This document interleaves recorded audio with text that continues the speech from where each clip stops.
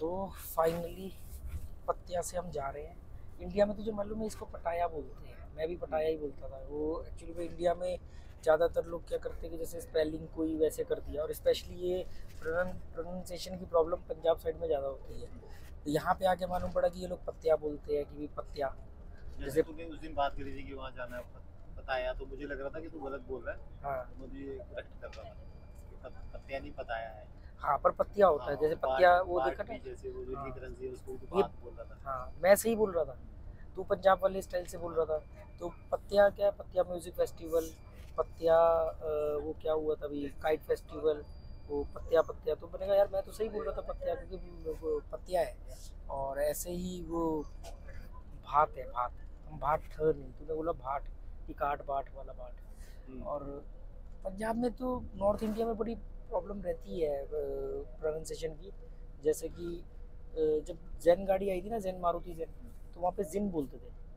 जिन। जिन, जब मैं था 8th क्लास में, सभी लोग नहीं, मतलब मैं सभी के लिए नहीं बोल रहा, जो मैक्सिमम लोग, क्योंकि वो क्या कहते हैं पंजाब में कि ई ई का साउंड कर रहा है, तो ZEN मतलब जिन। और एक्सिस बैंक को बोलते हैं एक्साइज बैंक, क्योंकि AXI तो वो अक्षर के प्रोनाउंसिएशन के हिसाब से वर्ड को ले लेते हैं एक्साइज बैंक, जबकि वो एक्सिस बैंक है। जैन को वो जिन बदल देते हैं। तो ऐसे बहुत सारे मिस्टेक रहते हैं। वो अब तक 56 मूवी नहीं है, अब तक 56 मूवी के बारे में मेरी फैमिली ये कहती है कि तुमने इसको 56 बार देख रखा है, मतलब वो मेरी इतनी फेवरेट मूवी है। अच्छा, प्रियंका चोपड़ा की। नहीं यार, अब तक चप्पल तो वही है। अब तक 56 नाना पाटेकर की है। नाना पाटेकर रेवती, वो अंडरवर्ल्ड के ऊपर है। Nana Patekar shoot out encounter specialist होता है। तो अच्छा अच्छा, हाँ, ठीक है उसमें ठीक उसकी वाइफ को है। मार हाँ, वो देता प्रियंका चोपड़ा को सात खून माफ है। है। हाँ वो 7 खून मार। तो उसमें वो बोलते हैं ना उसको कि भी वो कहता है फी क्या वै वैशाली, जैसे हम लोग वैशाली बोलते हैं। मुझसे कोई बोलता है तो मैं बोलता हूँ वैशाली। वो हम वैशाली बोलते दिल्ली में, मैं भी वैशाली बोलता हूँ। पर जब मैं मुंबई में था तो इसको मैं बोलता था वैशाली। तो उसमें वो एक अपने जूनियर से पूछता है कि भी तेरी फियांसे का क्या नाम है, तो कहता है वैशाली। तो कहता क्या रे तुम नॉर्थ इंडियन, प्रोनाउंस तो ढंग से करो। वैशाली वैशाली, तो वैशाली होता है ना, तो हम बोलते हैं वैशाली। तो वो थोड़ा सा वो रहता है। चल, नहीं, ये ना थोड़ा इसमें प्रोनाउंसिएशन का क्या होता है कि अलग अलग जगह का अलग अलग, जैसे कुछ लोग पंजाबी बोलते हैं लेकिन उनमें वो एक उसका अलग से बोलना है, ना से किसको प्रेशर देना है नहीं ये वो। जस्टिफिकेशन नहीं चाहिए। मैं यही बात बोल रहा हूँ कि राइट और रॉन्ग, हम्म, हम हम ये पत्तिया बोलते हैं, तो पत्तिया बोलने का एक साउंड है। हम भले वो साउंड ना फॉलो कर पाए, पर हम्म, बोले तो इंडिया में पत्तिया। हम्म, ये पत्तिया को लंबा खींचते पत्तिया, पत्तिया, ये ऐसे बोलते पत्तिया।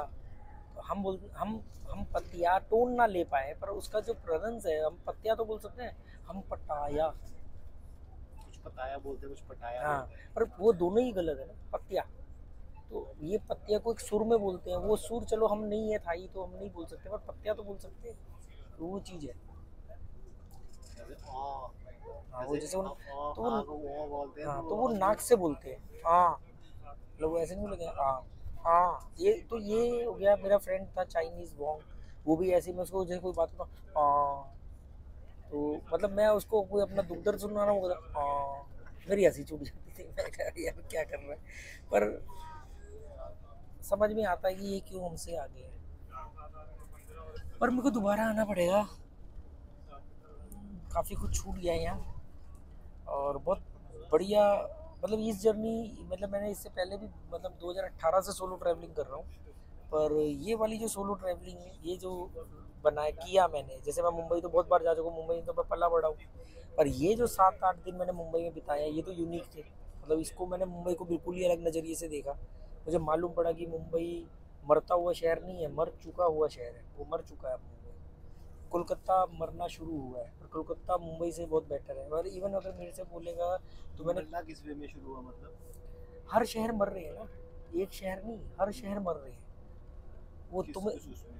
वो तुम्हें दिखेंगे नहीं ना, उसके लिए अलग दृष्टिकोण चाहिए ना कि कैसे, मतलब आप लोगों की जीवन शैली देखो, लोग अपनी जड़ें काट रहे हैं, तो उसको मरना ही तो बोलते हैं। लोग अपनी जड़ें काट रहे हैं, लोग अपनी कल्चर छोड़ रहे हैं जैसे। कल्चर छोड़ रहे हैं। और सिर्फ कल्चर या जड़ काटने की बात नहीं है, बात ये कि आप जो नई चीज़ अपना रहे हो, बदलाव बदलाव तो एक नियम है, बदलाव से पीछे नहीं हटना चाहिए, पर बदलाव जो अपना रहे हो वो कम से कम इंटेंशनली तो होना चाहिए। आपको पता तो होना चाहिए कि क्या बदलाव हो रहा है, कितना हो रहा है, होना चाहिए कि नहीं होना चाहिए, या ये बदलाव नहीं चाहिए। जो आ रहा है आने दो, वेस्टर्न कल्चर घुस रहा है आने दो, कुछ भी मजे के लिए जिंदगी जी रहे हैं, जो मन कर रहा है वो कर रहे हैं, उसके पीछे कोई वो नहीं है, रिसर्च नहीं है कि ये लाइफ हमें जीनी चाहिए कि नहीं चाहिए, क्योंकि सब जी रहे हैं, 9 to 5 जी रहे हैं। तो मेरी इतने लोगों से बात हुई, अपने से 19 साल के लड़के से, 20 साल की लड़की से, 22 साल के, मुंबई के अंदर हॉस्टल में रुके थे। मैंने कहा तुम ये जो ज़िंदगी जी रहे हो इसका मकसद क्या? उनका सिर्फ एक ही मकसद था, बहुत सारा पैसा कमाना। उनका ये मानना था कि बहुत सारा पैसा कमा करके हम अपने जीवन में, मतलब सब कुछ अचीव कर हाँ, सकते मतलब जीवन की 90% समस्या तो पैसे से ही हल हो जाएगी, ये उनका मानना था। आज आज मैं उनको ये, ब्रह्मा जी भी आके समझा दे वो नहीं मानेंगे। अब 5-10 साल बाद उनको ये लगेगा कि नहीं यार, 50% पैसा आने से 50% लाइफ सुधरती, मतलब पैसे से 50% लाइफ सुधरेगी। और उसके भी 10-20 साल बाद आके याद आएगा कि जीवन के अगर 5 हिस्से हैं तो पैसा सिर्फ 20% की प्रॉब्लम को सॉल्व कर सकता है।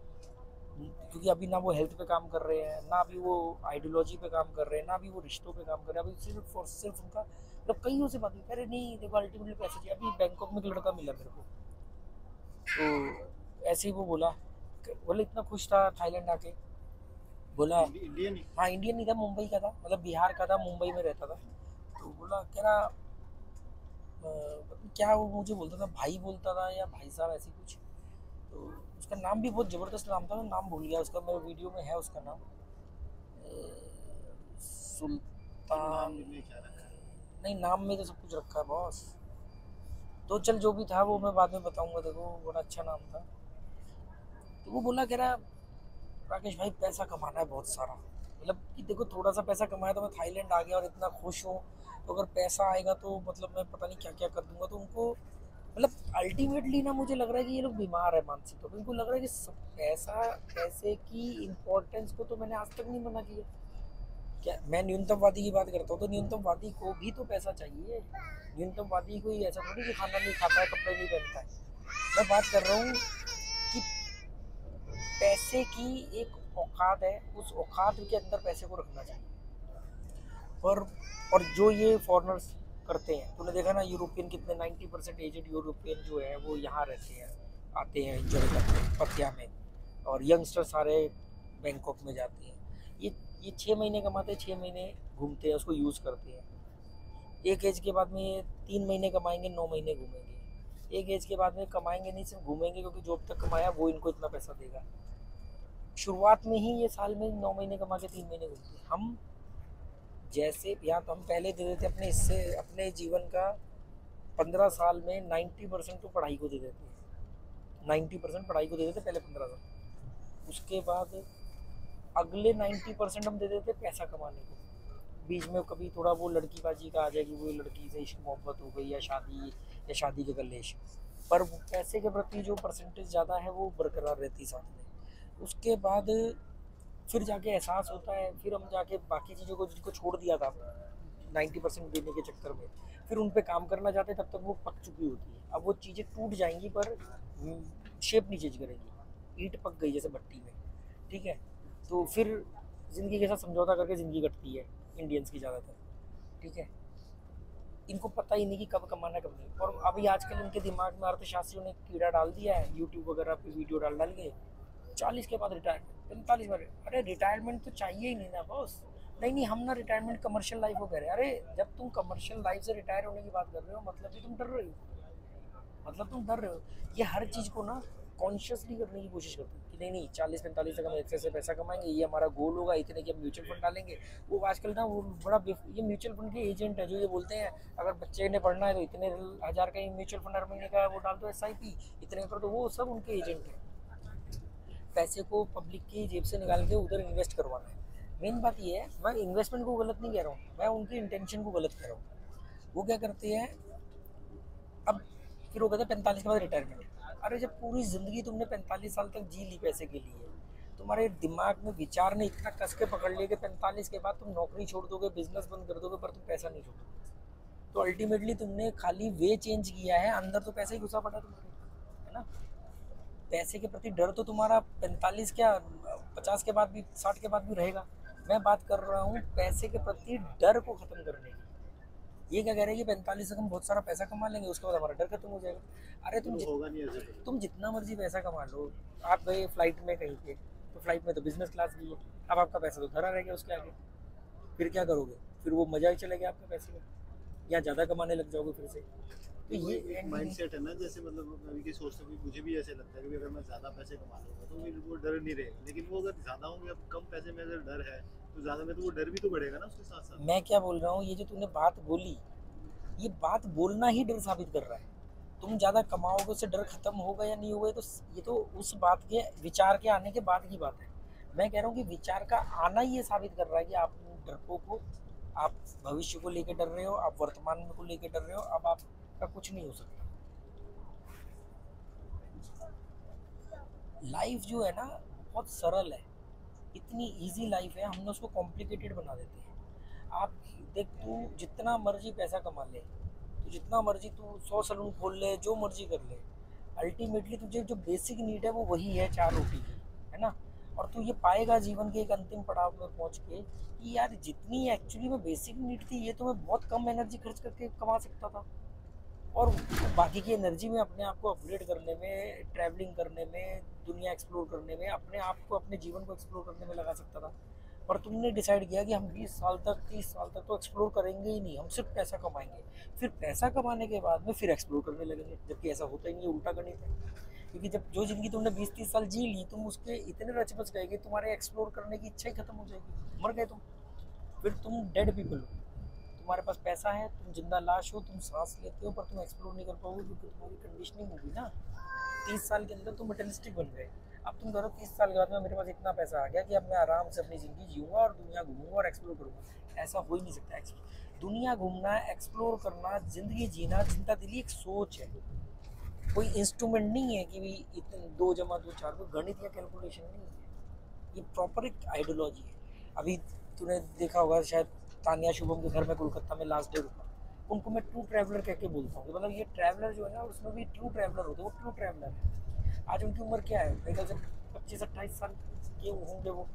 उन्होंने कंटेंट राइटर थे, उन्होंने कंटेंट राइटर के बाद में शादी कर ली, शादी के बाद उन्होंने जॉब छोड़ दी, और अब अपने अब वो इंडिपेंडेंट काम करते हैं और ट्रैवलिंग करते हैं, और अब नहीं कर रहे हैं। 2018 से उन्होंने शुरू कर दिया था, मैंने भी 2018 से शुरू किया था, उन्होंने भी 2018 से शुरू किया था।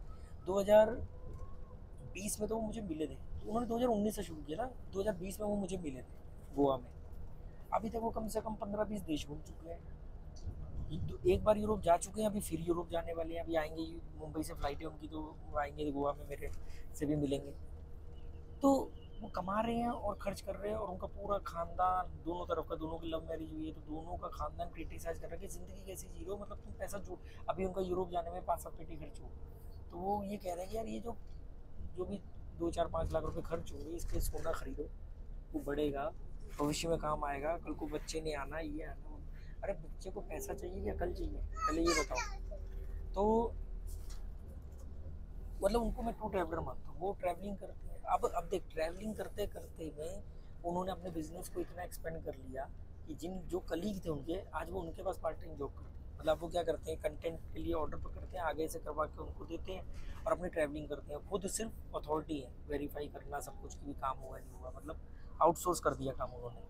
और इतनी ट्रैवलिंग कर ली, इतनी ट्रैवलिंग कर ली है, इतने धक्के खा लिए, इतने वीज़ा लगवा लिए वो ऑब्वियसली उनके काम पे उसका फर्क कि पड़ेगा कि नहीं नहीं, कंटेंट तो वो भी चाहे वो अपना काम भी करते हैं, तो टाइम उनके पास ज्यादा है, दूसरा अंदर भी तो माल मत्ता ज्यादा जा रहा है, मटेरियल ज्यादा अरे जा रहा है। उन्होंने इसी को बिजनेस बना लिया, वो ट्रैवल कंसल्टेंसी शुरू कर दी उन्होंने। अब वो लोगों को ये गाइड करते हैं कौन सा वीज़ा कैसे मिलेगा। जब उन्होंने ट्रैवलिंग शुरू कर दी, इसलिए तो फिर शुरू कर दी, वो नहीं, कंटेंट वंटेंट जो आ रहा है वो तो अपनी जगह है। अब वो बताते हैं कि कैसे वीज़े, लोग उनको उनसे कंसल्टेंसी लेते हैं कि भाई हमें इस कंट्री में जाना है, हमें ये वीज़ा चाहिए, तो कैसे मिलेगा, वो वीज़ा चाहिए, होटल बुकिंग कैसे होगी, ये कैसे होगी। जैसे मैं अब धक्के खा खा के खुद अपने होटल बुक करता हूँ, खुद अपनी ट्रैवलिंग प्लान करता हूँ, मैं कोई पैकेज नहीं लेता, मैं कोई गाइड नहीं है मेरे पास। तो इससे जो मैं सीख रहा हूँ, मैं किसी को भी बता, अब मैं किसी को भी बोल सकता हूँ कि हाँ यार बैंकॉक जाना तो ये पेपर लगेंगे, बैंकॉक में उतर जाना, ये एक्सप्रेस वीज़ा है, ये नॉर्मल वीज़ा है, दोनों में ये अंतर है, सीधा होटल बुक कर लेना, ऐसा कर लेना, और बैंकॉक से पत्तिया जो है 131 रुपये पहुँच जाओगे, जरूरी नहीं कहा तुम टैक्सी के 1800 रुपये दोगे, तुम 131 रुपये में बैंकॉक से पत्तिया पहुँच जाओगे। तो ये मैं बता सकता हूँ क्योंकि मैंने जिया है। और यही बताने को अगर मान लो मैं मेटेरियलिस्टिक हो जाऊँ या कमर्शियल करना चाहूँ तो इसी को बताने का मैं पैसा चार्ज करने लग जाऊँ। ट्रस्ट वैल्यू अपनी है ही। तो मैं बात बता रहा हूँ कि आपको ज़िंदगी जो है वो आपके रास्ते खोल देती है, आप सोर्स के पीछे वो रहते हो, इस सोर्स आप डिसाइड करना चाहते हो। तो वो एक चीज़ है। चल इसको यहाँ रोकते हुए दूसरा शुरू करेंगे।